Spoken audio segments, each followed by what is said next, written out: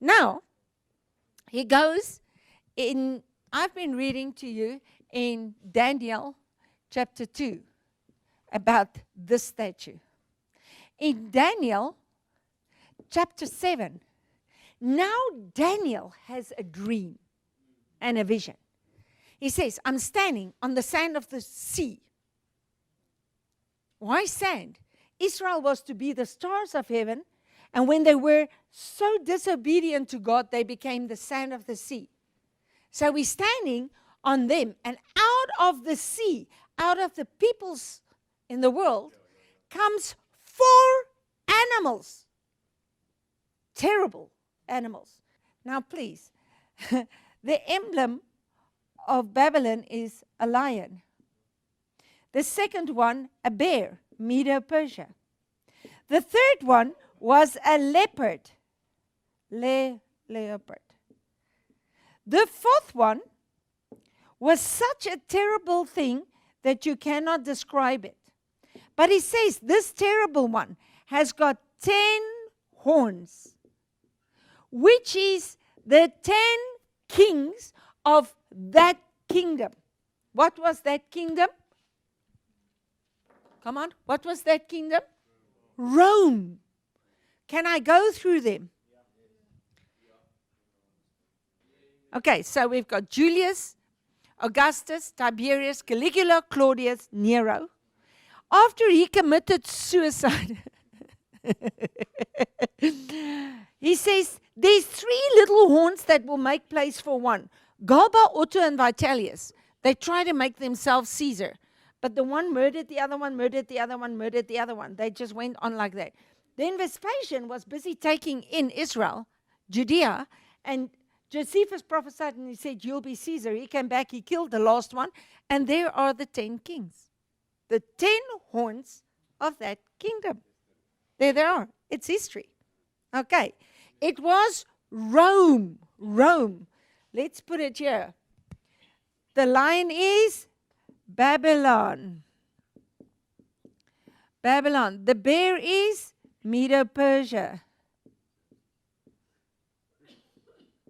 The leopard is Greece.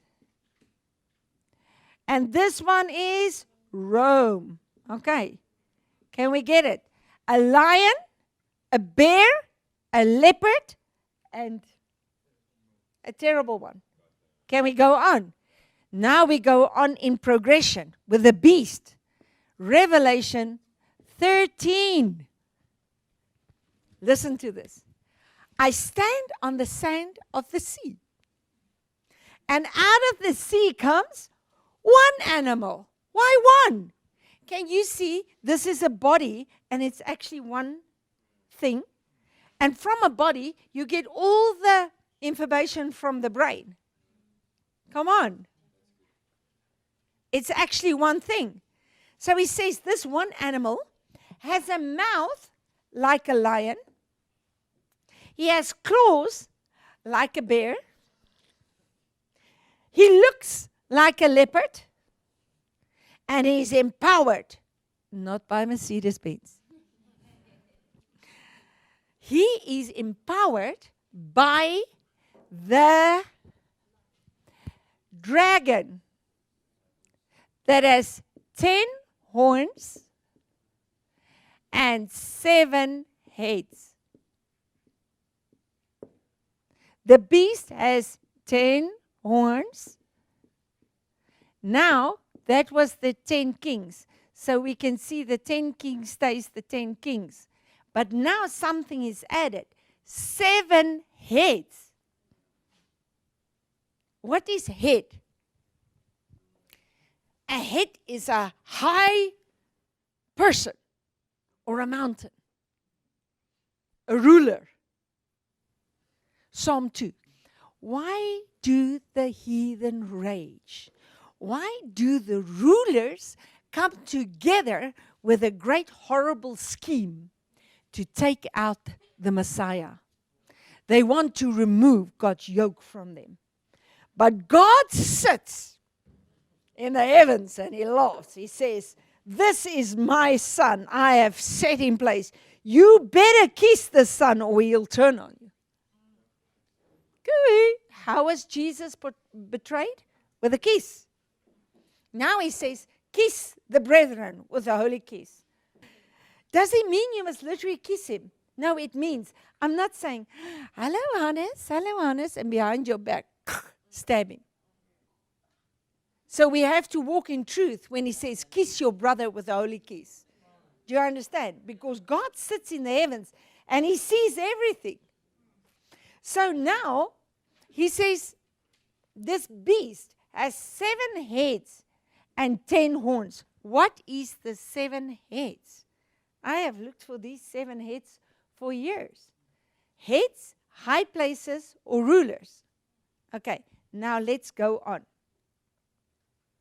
He says, when the fullness of time came, God sent forth his son, born of a woman, born of the law, under the law.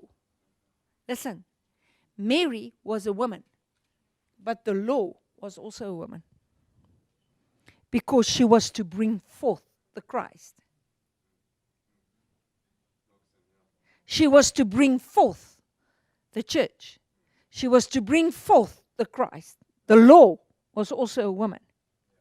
So Mary was a woman, but this thing was a woman that was to bring forth the Christ to the world. But what did he do? He turned on him. He turned on him because he was full of serpent seed. The serpent and this woman couldn't have communion. So now he went and had communion with the system. Can you see it? And the system, Isaiah 1, how has this great city has now become a whore, a harlot? Whoa, whoa, whoa, whoa. Now in Revelation 17 he says, and behold, there's a harlot. She's riding the beast. And she's got written on her forehead, Babylon the Great, the mother of harlots. She's drunk with the wine, which is the blood of the prophets. Matthew 24, he says to the scribes and the Pharisees and the Sadducees, you are drunk with the wine of the prophets, and I'm going to revenge their blood on you. So why does he call her Babylon? Revelation 11, he says, the 2 witnesses lay dead in the streets. Revelation verse 8. In the streets of Sodom and Egypt where the Lord was crucified. Where was the Lord crucified? He was crucified in Jerusalem. Not in Sodom, not in Egypt. But we don't understand that because we don't read the Bible. Come on. In Deuteronomy 31:32, he says, Moses, go sing these people a song because when you're gone, they're going to send themselves so bankrupt. I'm going to destroy them. I'm going to kill all their children. There will be fightings from without, swords from within. I'm going to totally burn them. I don't know how Moses went, but he said, he went immediately, wrote the song, and he sang it to them. Your latter end, you will be nothing left. You will be like the vine of Sodom to me. This is what he sang to them. You will be like the vine of Gomorrah. I want nothing. I've turned my face from you. Your place will be left desolate, never to enter again. This is what Moses sang to them and said, your latter end will be. Now we're looking for end times. Really, guys? We must just read the Bible for a change. Okay, so wait. Now, in Revelation 15, go read it. He says, and they sang the song of Moses and the song of the Lamb. Because Isaiah prophesied and said, they will sing a new song. What is the new song? The song of the Lamb. So if he says they're singing the song of Moses and the song of the Lamb, it means, hi, it's happening. What Moses has prophesied, this is happening right now, right here. This is what we get in Revelation 1:9. He says, I, John, your brother, I'm your brother. I'm your brother, meaning I'm in the same situation as you. In tribulation and in the kingdom. In the patience of Jesus Christ. Do you understand what was happening there? And now we're waiting for it to come. Okay, why was it tribulation? Because this horror system that was riding the beast, how was she riding the beast?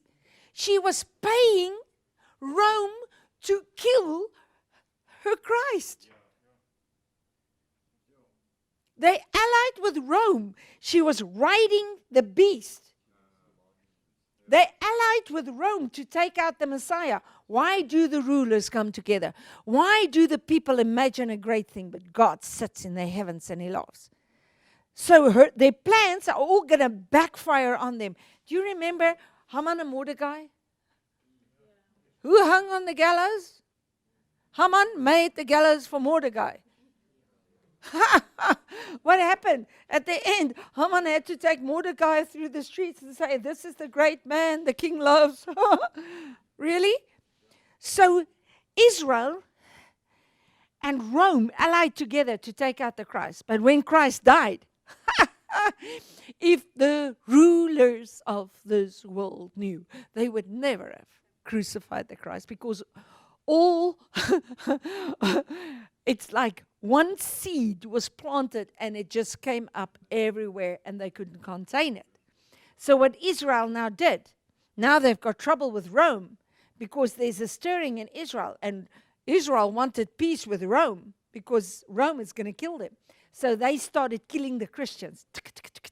And the worst persecution started the minute Stephen was stoned. They broke out persecution you cannot believe.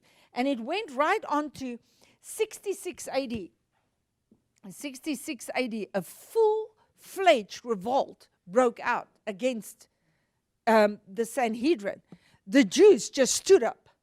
And then Rome came in with, I think, 10 legions. They surrounded Jerusalem. Remember, they said, let His blood come on us. You know what Rome did? Everyone that got out, that didn't get out, that didn't listen to Jesus, every one of them died in that city that day. If they came out from 66 to 70, it was 3.5 years. It was the roughest time in the world history you can think of. Daniel says it's a day of the greatest tribulation the world has seen. They say inside the city, the bodies were lying as high as the horses' bridles. They couldn't bury him.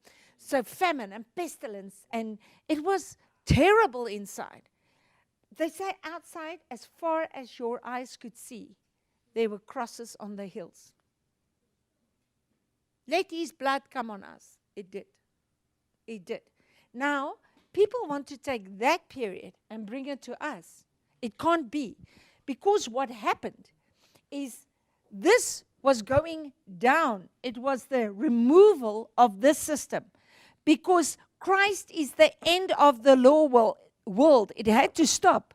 But they overstayed their welcome. Now this had to be removed. The light has come, and we must keep at it till the day star arise in our hearts.